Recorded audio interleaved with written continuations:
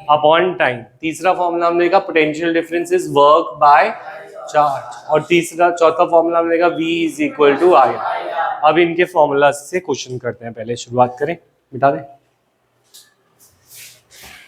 Question कह रहे हैं when 12 volt of battery is connected across a unknown resistance then there is current flowing of 2.5 milli ampere. ये 1 मिली और ये चीजें तुम्हें डिस्टर्ब करेंगी, इसके लिए पहले ही लिख लो 1 मिली इज 10⁻³ ठीक है। 1 माइक्रो इज 10⁻⁻6 ठीक है। 1 बाकी क्या है सेंटी, तुम जानते हो सेंटी इज सेंटीमीटर में 10⁻², ठीक है।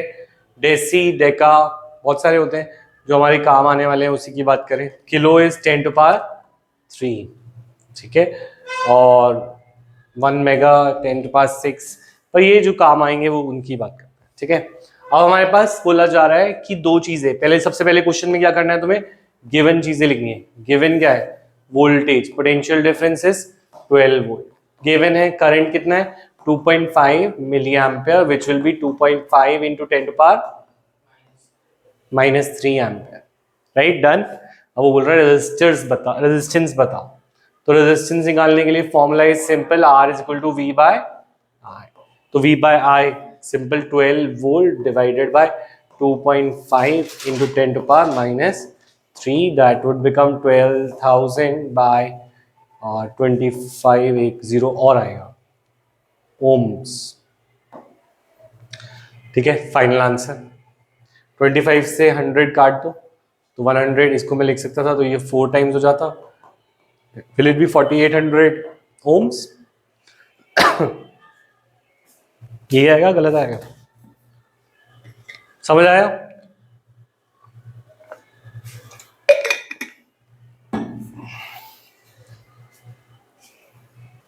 और next question, name a device that helps to maintain not measure maintain potential difference?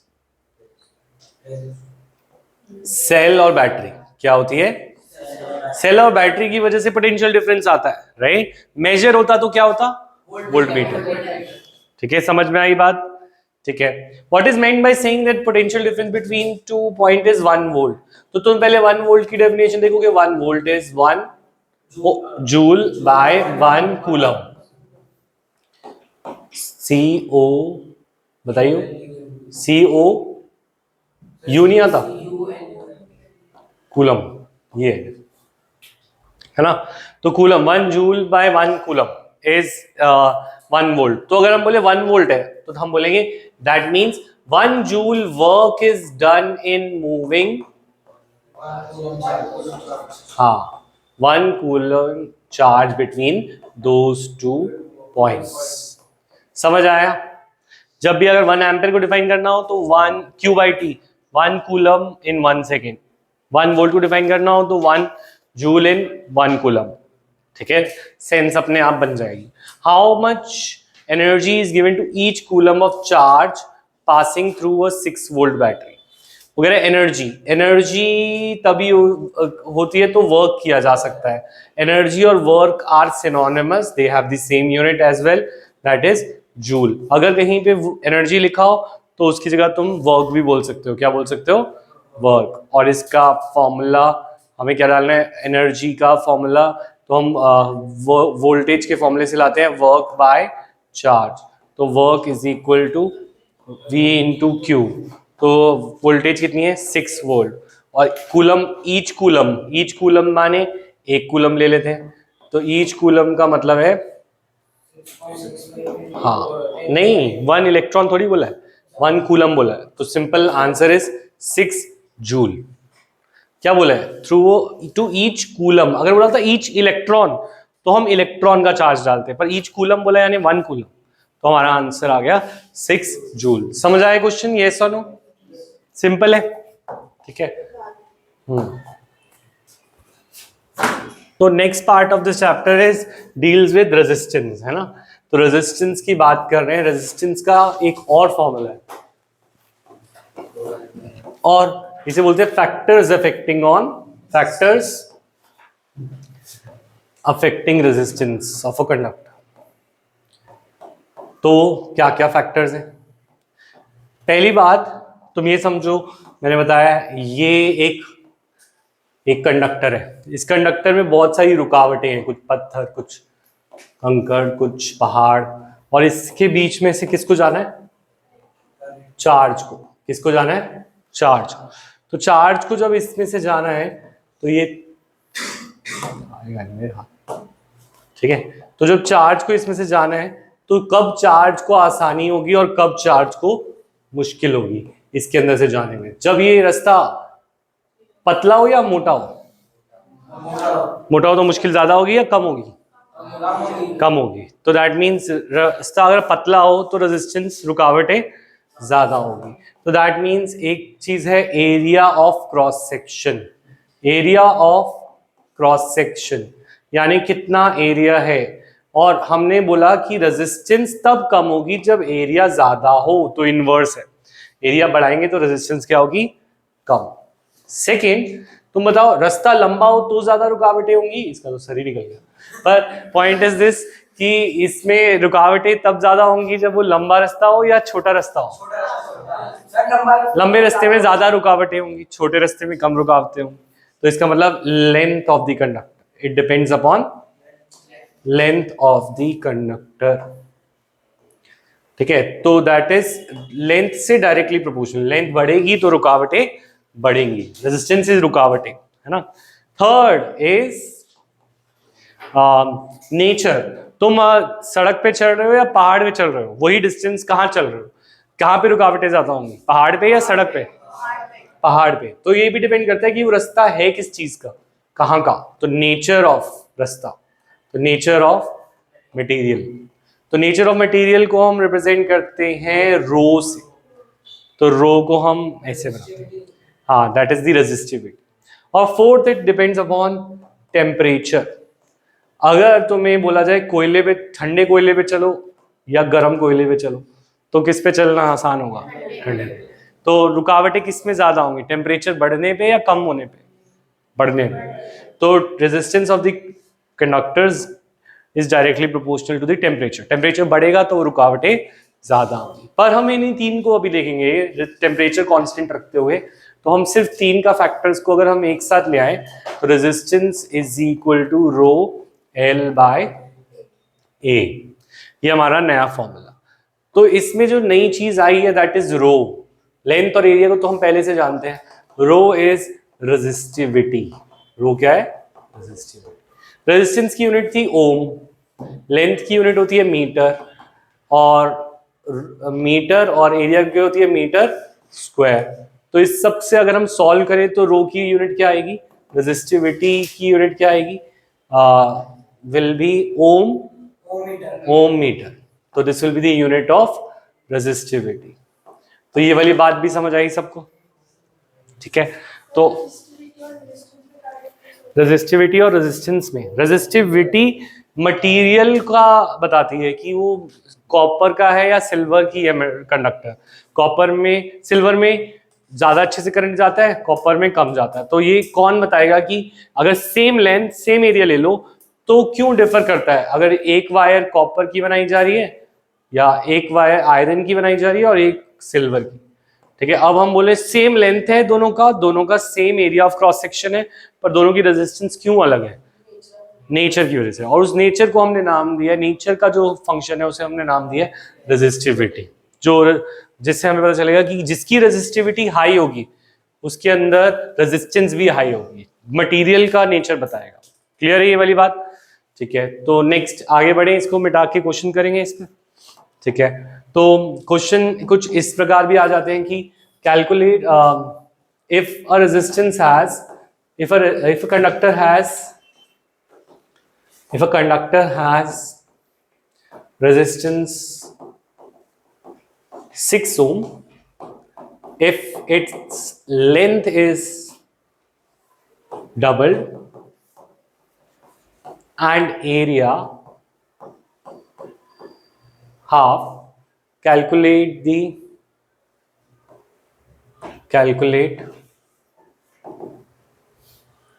New resistance.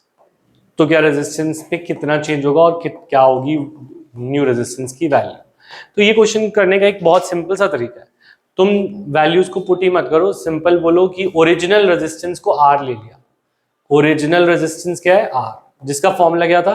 Row L by A, right. फिर हमने बोलना है हम न्यू रेजिस्टेंस ले रहे हैं, न्यू। तो न्यू को हम बोल दो R dash. R dash is rho, length को कितना किया? 2 टाइम्स, तो यू जस्ट पुट 2l, और एरिया को कितना किया? Half, you put half. तो 2 और 2 को बाहर निकाल दो, तो ये वाला 2 नीचे से ऊपर जाएगा, तो फाइनली ये बन जाएगा 4 times of rho L by A. हाँ या ना?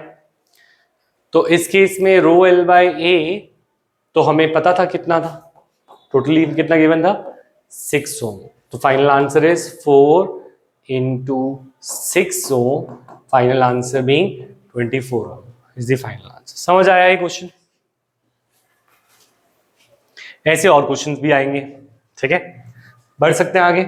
और अदरवाइज हमें रेडियस गिवन हो तो एरिया का फॉर्मूला, कुछ क्वेश्चन ऐसे आएंगे जिसमें रेडियस गिवन हो या डायमीटर गिवन हो, तो उसमें area of cross section pi R square लगाएंगे। फिर एरिया निकलेगा, लेंथ गिवन होगी, रो गिवन होगी तो आर पूछा होगा, आर गिवन होगा तो रो पूछा होगा। मतलब बस इस फॉर्मूले में पुट करनी होगी वैल्यूज। तो एक क्वेश्चन इस टाइप का आता है। नेक्स्ट पार्ट पे चले। Next is resistance in series and parallel. ठीक है, तो 2 तरीके हैं रेजिस्टेंसेस को कनेक्ट करने के।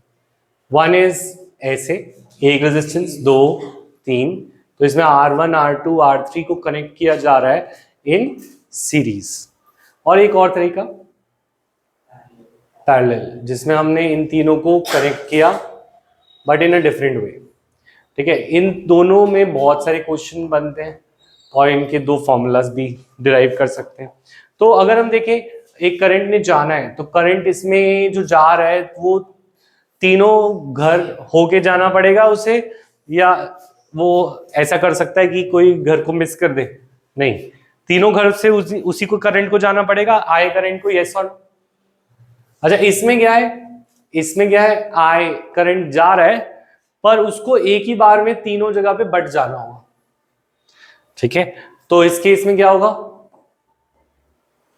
इट्स लाइक कि ये शादी का कार्ड बांटने गए थे, ठीक है, 9 लोग थे, तो 9 के 9 लोग तीनों घर में गए, तो पहले R1 घर में, फिर R2 में, फिर R3, ठीक है। यहां पे क्या हुआ, 9 लोग चले थे पर वो बट गए, 3 3 3, और जब कार्ड बट गए तो वापस आ गए 9, ठीक है, समझ में आई ये वाली बात। तो इस केस में क्या होगा, इस केस में सारे के सारे घरों में जाएंगे और इसमें बट जाएंगे और फिर वापस में जुड़ जाएंगे, ठीक है, ये वाली बात है। तो इस केस में करंट रिमेन सेम, क्योंकि करंट सब में बराबर गया है 9 एम्पीयर, करंट रिमेन सेम। और इस केस में करंट हाँ वेरीज, और डिपेंडिंग अपॉन वो 3 में बटता है, 1 4 में बटता है या कैसे बटता है, वो इस पे डिपेंड करेगा कि वो जिस घर में जा रहा है उस घर में रुकावटें कितनी है। किसी का जाने का मन भी करता है उस घर में काट देने, तो एक जिसके पास रुकावटें ज्यादा है वहां पे एक ही आदमी चला जाएगा, क्योंकि रेजिस्टेंस बहुत ज्यादा है, तो एक ही आदमी जाएगा जो ये वो करेगा। पर जिसमें रेजिस्टेंस बहुत कम है, जिसके घर पे सबको जाना पसंद है, उस पे सारे चले जाएंगे। तो पॉइंट बीइंग दिस, रेजिस्टेंस अगर ज्यादा होगी तो उस रास्ते पे कम लोग जाएंगे, और जहां पे रेजिस्टेंस कम होगी वहां पे लोग ज्यादा जाएंगे, ठीक है। तो वेरीज अकॉर्डिंग, वेरीज बस इतना भी लिख सकते हैं। सिर्फ 2 में जाए और 1 में जाए ना। हाँ हो सकता है नेग्लिजिबल जाए, क्योंकि रेजिस्टेंस है 9999, वो दुश्मनी है फैमिली पर, बस कार्ड फेंक के आ जाए 0.00001 वो एम्पेयर चला गया वहां पे, पर बाकी सारे के सारे कहाँ चले गए, इधर से, ठीक है, क्लियर है ये पॉइंट। तो current remain same and current varies. तो इस केस में एक चीज और, यहाँ पे अगर हम देखें तो ये 1 2 3 4 यहाँ ये पॉइंट्स अलग अलग है ना, तो पॉइंट्स अलग अलग है, तो इन ये इस पॉइंट, ये अलग पॉइंट है, ये अलग पॉइंट है, ये अलग पॉइंट है, तो it's potential difference is like the खाना जो सबने खाया, क्योंकि ये दोनों ये अलग पॉइंट में, ये अलग पॉइंट में, ये अलग पॉइंट में, तो सब जगह पे वर्क हर एक घर में बराबर करना पड़ा होगा या अलग अलग करना पड़ा होगा, क्योंकि घर अलग अलग है तो वर्क अलग अलग करना पड़ा होगा। कोई ग्राउंड फ्लोर पे था, कोई फर्स्ट फ्लोर पे, किसी की रेजिस्टेंस ज्यादा थी, किसी की कम थी, तो इस केस में हर एक घर पे उन सब ने अलग अलग काम किया होगा, मतलब सबका वर्क अलग अलग होगा, तो पोटेंशियल डिफरेंस, क्योंकि जो वर्क पे डिपेंड करता है इट विल वेरी, तो पोटेंशियल डिफरेंस वेरीज। पर इसमें क्या है, ये सारे घर एक ही बिल्डिंग में थे, इन 2 पॉइंट्स के बीच में ये सारे घर एक ही बिल्डिंग में थे, तो सबको काम बराबर करना पड़ा होगा, क्योंकि बाकी तो लिफ्ट से नहीं काम किया है, वो तो बस गए तो वहीं पे थे और वहीं से निकले हैं सारे के सारे 9। तो इस केस में potential difference will remain same, क्योंकि वर्क विल रिमेन सेम, क्योंकि it is between same points. तो ये डिफरेंस रहता है सीरीज में कनेक्ट करने में और पैरेलल में कनेक्ट करने में। फिर से बताता हूं, पोटेंशियल डिफरेंस 2 पॉइंट के बीच में होता था, ये हमने बोला था, क्योंकि ये तीनों घर अलग अलग पॉइंट्स के बीच में, तीनों रेजिस्टेंस अलग अलग पॉइंट के बीच में, तो तीनों में अलग अलग काम किया। पर ये तीनों घर 1 2 ही पॉइंट्स के बीच में आ रहे हैं, सारे सेम पॉइंट्स के बीच में, तो सबका वर्क क्या होगा, सेम।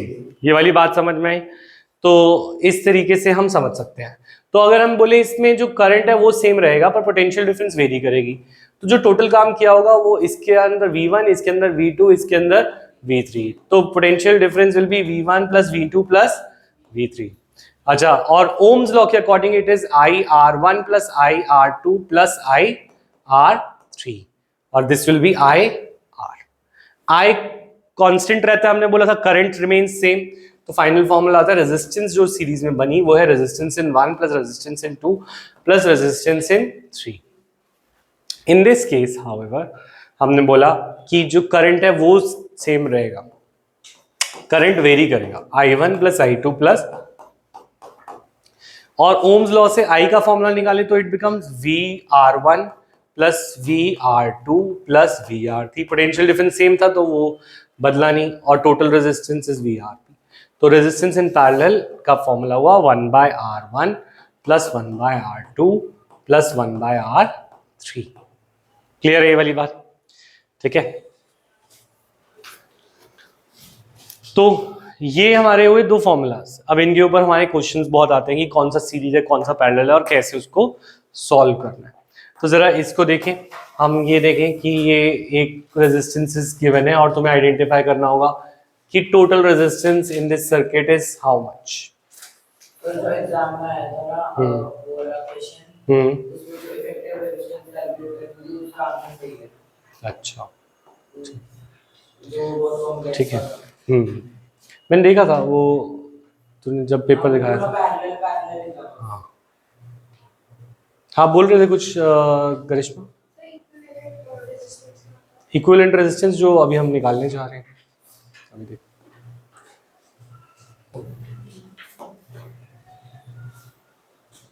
ठीक है, तो सपोज ये कुछ सर्किट्स हैं और इसमें हमें बताना है कि what will be the resistance in the circuit.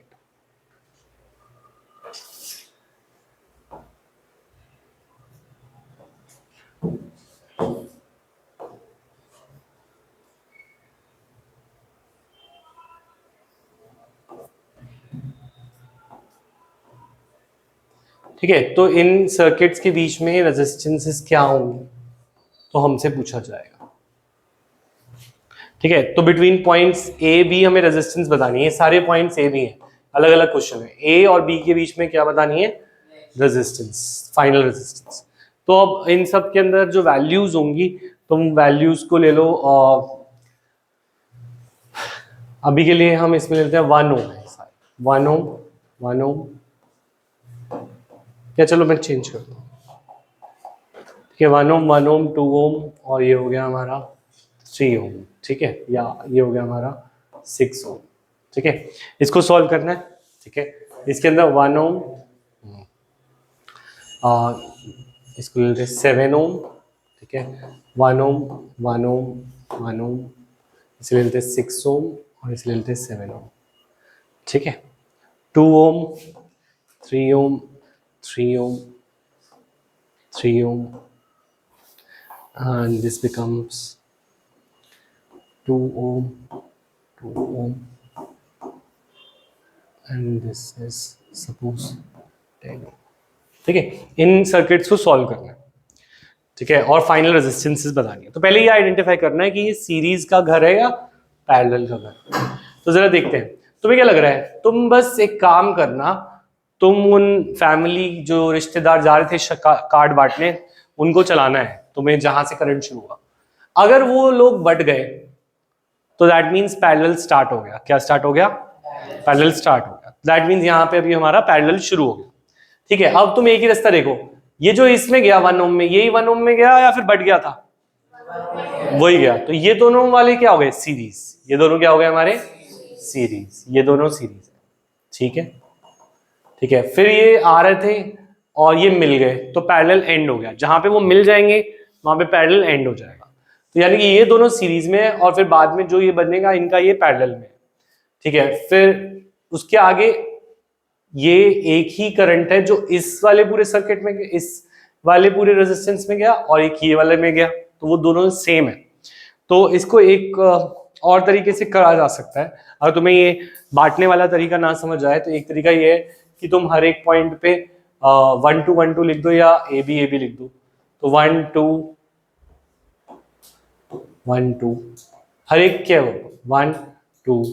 ठीक है, अच्छा, हर एक रेजिस्टेंस के जस्ट ऊपर लिख दो 1 2, पर एक ही डायरेक्शन में चलना है ऐसे।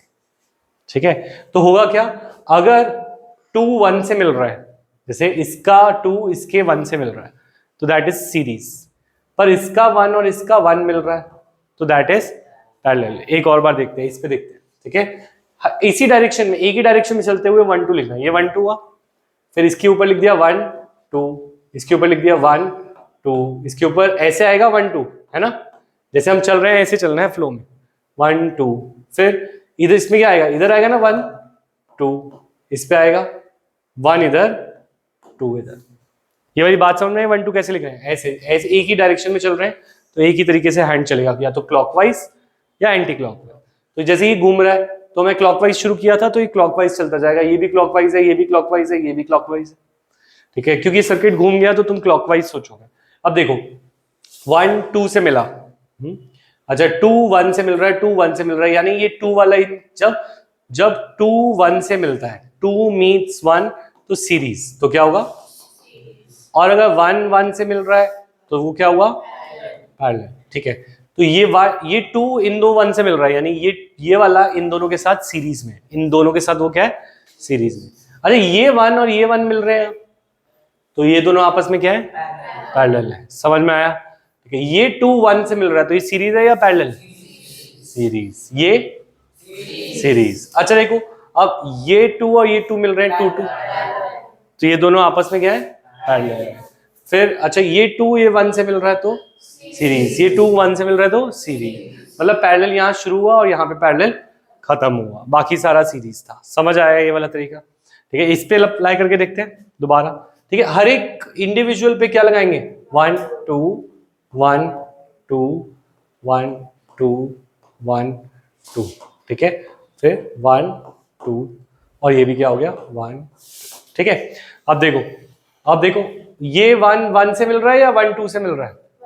1 1 से मिल रहा है तो ये क्या हो गए? ये दोनों पैरेलल है। ठीक है, अच्छा ठीक है, तो इधर देखते हैं, ये 2 1 से मिल रहा है, सीरीज है या पैरेलल?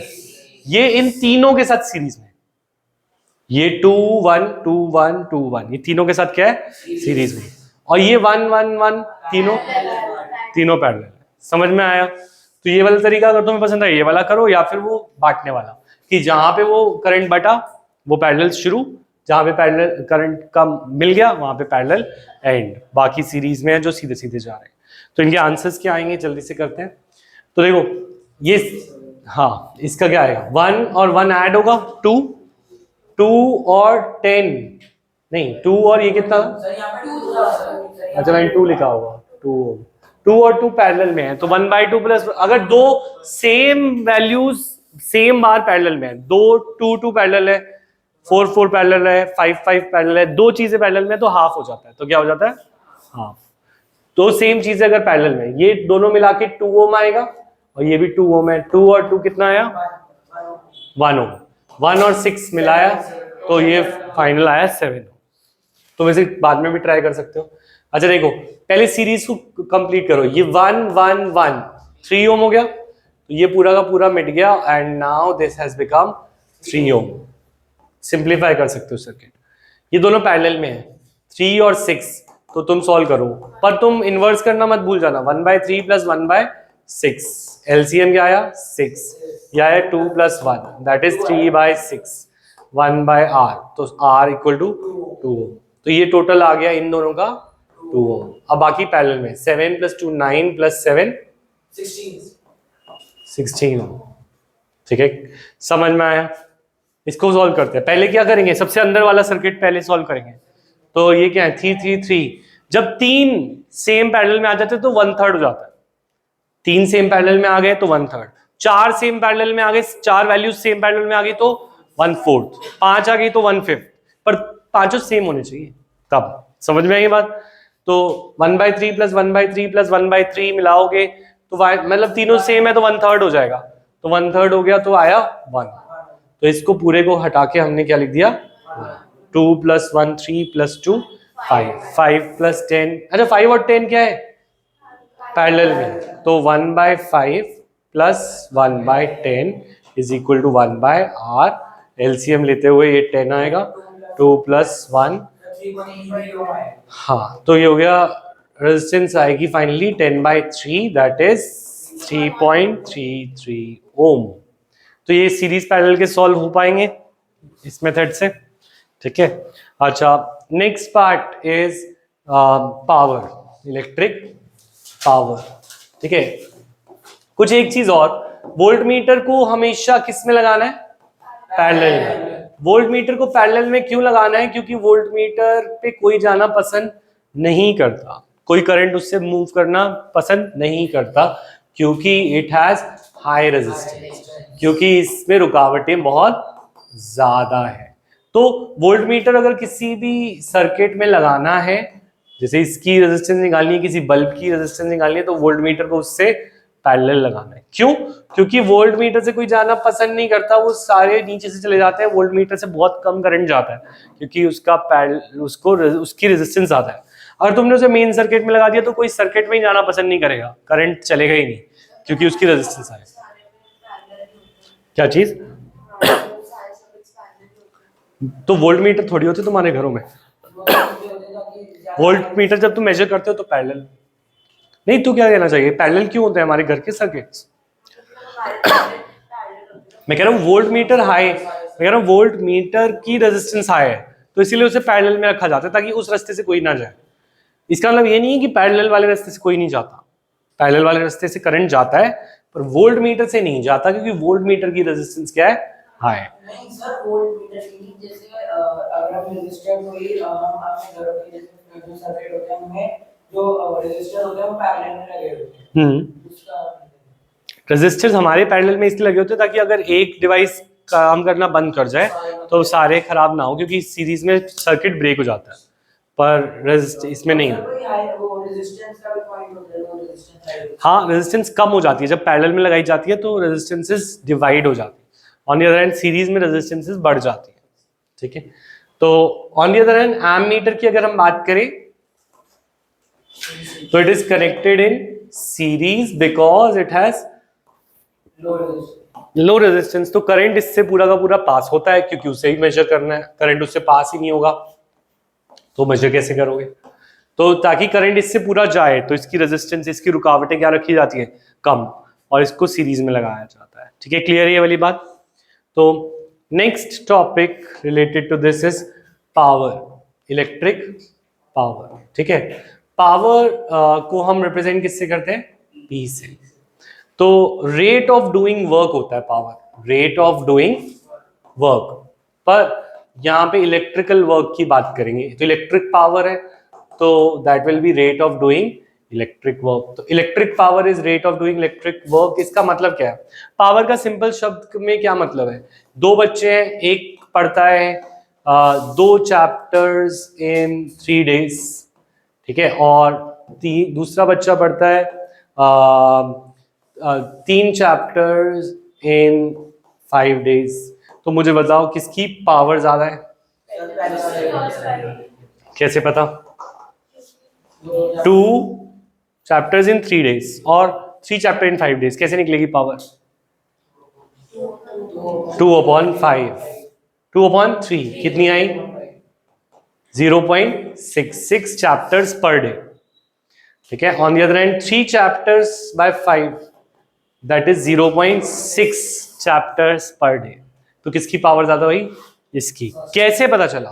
काम chapters by time, days, work upon time gives us the idea of how much power we have. समझ में आई ये वाली सिंपल कंसेप्ट? तो अगर हम इसको इलेक्ट्रिसिटी में लगाएं तो इलेक्ट्रिसिटी में power will be work done by time taken, work done by time taken. Work का फॉर्मूला कुछ था, क्या था वर्क का फॉर्मूला पोटेंशियल डिफरेंस है?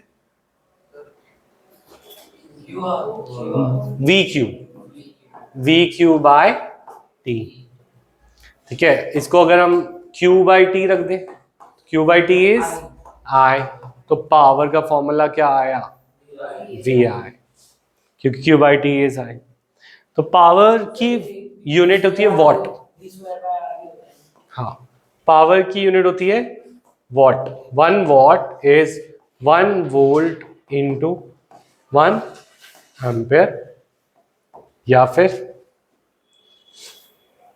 1 joule by 1 second, joule per second भी होगा क्योंकि 1 joule is the work and second is the unit of time. ठीक है, तो पावर के फॉर्मूलाज में कुछ भी नहीं, सिंपल से फॉर्मूलाज होंगे, बस तुम उसकी वेरिएशंस जान लो। पावर का एक फॉर्मूला वी आई है, दूसरा फॉर्मूला आई आर इसमें रख दो ओम्स लॉ में, तो it becomes I square R, V is equal to I R Ohm's law के अकॉर्डिंग, और आई को रख दो तो it becomes V square by R. तीनों फॉर्मूलाज किसके हैं? पावर के हैं। ठीक है, ये वाली बात याद रखना। ठीक है, नेक्स्ट टॉपिक जो आता है that is joules law of heating. तो और इलेक्ट्रिकल यूनिट ऑफ वो भी आती है, कमर्शियल यूनिट ऑफ एनर्जी। तो जूल्स लॉ ऑफ हीटिंग, तो जूल्स लॉ ऑफ हीटिंग कहता है कि अगर किसी चीज में रेजिस्टेंस ज्यादा होगी, देखो हमने 2 बल्ब लगाए, बल्ब का सर्किट का सिंबल, सर्किट के सिंबल तुम्हें करने होंगे, वो आज हमने क्लास में नहीं किया। सर्किट सिंबल्स करने होंगे। अलॉयज के बारे में कि किसकी रेजिस्टिविटी हाई होती है, रेजिस्टिविटी जिनकी हाई होती है उन्हें बोलते हैं इंसुलेटर्स, इनकी रेजिस्टिविटी मिडल में होती है, दे आर सेमीकंडक्टर्स। और जिनकी रेजिस्टिविटी बिल्कुल ही बहुत ज़्यादा अच्छी लो होती है, दे आर कंडक्टर्स। तो वो रेजिस्टिविटी के बेस पे जो मटेरियल्स का डिपेंडेंट है वो हटाना पड़ेगा, और ये सर्किट सिंबल्स करने पड़ेंगे जो हमने नहीं किया आज की क्लास में, राइट। तो वन बल्ब है हमारे पास। बल्ब की बात करें तो बल्ब की पावर, दो बल्ब है, एक बल्ब है और एक सपोज तुम्हारे पास टोस्टर है, ठीक है, या हीटर है। तो टोस्टर और हीटर बल्ब में से कौन ज्यादा हीट प्रोड्यूस करेगा? बल्ब अगर एलईडी है तो एलईडी इतना बल्ब हीट प्रोड्यूस नहीं करेगा जितना टोस्टर करेगा। उसमें हीटिंग फिलामेंट्स होते हैं। क्या होते हैं? हीटिंग फिलामेंट, जो कि अलॉयज के बनाए जाते हैं। किसके बनाए जाते हैं? अलॉयज की रेजिस्टेंस हाई होती है। तो अगर इसकी रेजिस्टेंस है सपोज 5 ओम और इसकी रेजिस्टेंस है हीटिंग एलिमेंट की 100 ओम, ठीक है, तो ये कहता है हीटिंग लॉ कि जो हीट है वो डायरेक्टली प्रोपोर्शनल होगा रेजिस्टेंस से, और हीट जो है वो डायरेक्टली प्रोपोर्शनल होगा करंट के स्क्वायर से। तो फॉर्मूला आएगा H is equal to I square R T, ठीक है। ये कैसे आया फॉर्मूला उस पर डिपेंड करते हैं। तो जूल्स हीटिंग लॉ कहता है कि टाइम, कितना टाइम तुमने करंट चलाया उस पर डिपेंड करेगा कितनी हीट प्रोड्यूस हो रही है। हीट कितनी प्रोड्यूस हो रही है किस पे डिपेंड करेगा कि कितने टाइम तक करंट चलाया। बल्ब उतना गर्म होगा जितनी देर तक करंट चलाया जाएगा उसके प्रोपोर्शनल होगा। दूसरा, कितनी रेजिस्टेंस है, जिसकी रेजिस्टेंस ज्यादा है वो ज्यादा गर्म होगा एज कंपेयर टू जिसकी रेजिस्टेंस कम है। और कितना करंट चलाया जा रहा है उस पर भी डिपेंड करेगा। तो जूल्स लॉ ऑफ हीटिंग का ये formula I square R T. हाँ लग जाएंगे, ठीक है। पर ये आया कैसे, इसको तुम फिर से समझो, इसकी भी डेरिवेशन आ सकती है। तो work is energy, work is energy, तो work will be energy and energy will be heat. और वर्क आता सिर्फ पोटेंशियल डिफरेंस के फॉर्मूले में। तो हमारे पास फॉर्मूला क्या था, V is equal to W by Q। तो work is equal to VQ, और वर्क इज हीट, तो heat will be equal to VQ। Work ही हीट है जो यहाँ पे प्रोड्यूस हो रहा है। और Q का formula I into T, current into time, VIT। और अगर हम इसमें ओम्स लॉ लगाएं, V को IR लिखें तो it becomes I square R T. अगर तुम इसके अंदर V को ओम्स लॉ में पुट कर दो तो it becomes V square by R T. इसके ऊपर न्यूमेरिकल्स आएंगे। क्लियर है यहाँ तक? ठीक है, न्यूमेरिकल्स एक अलग वीडियो में हम कर लेंगे नए क्लास में। ये वाले formula V is equal to work by charge. तो अगर हम बोले वर्क इज हीट, तो वर्क निकालना तो V इंटू क्यू हो गया। तो work is V into Q, work को मैंने हीट रख दिया क्योंकि वर्क इज हीट।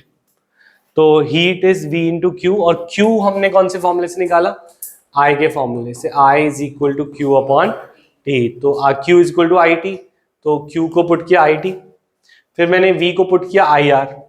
तो आई आर इससे मल्टीप्लाई करोगे तो आई स्क्वायर आर टी आएगा। इसी फॉर्मूले में अगर I को V बाई आर रखूं तो ये फॉर्मूला आएगा। तो 3 फॉर्मूलाज आ गए जूल्स हीटिंग लॉ के। ठीक है, कर लेंगे क्वेश्चंस ये सारे, नेक्स्ट क्लास में सारे करके लाने हैं, तो हम सारे क्वेश्चंस इसके डिस्कस कर लेंगे 20 मिनट्स में, फिर ये चैप्टर एक बार हो जाएगा। ठीक है, और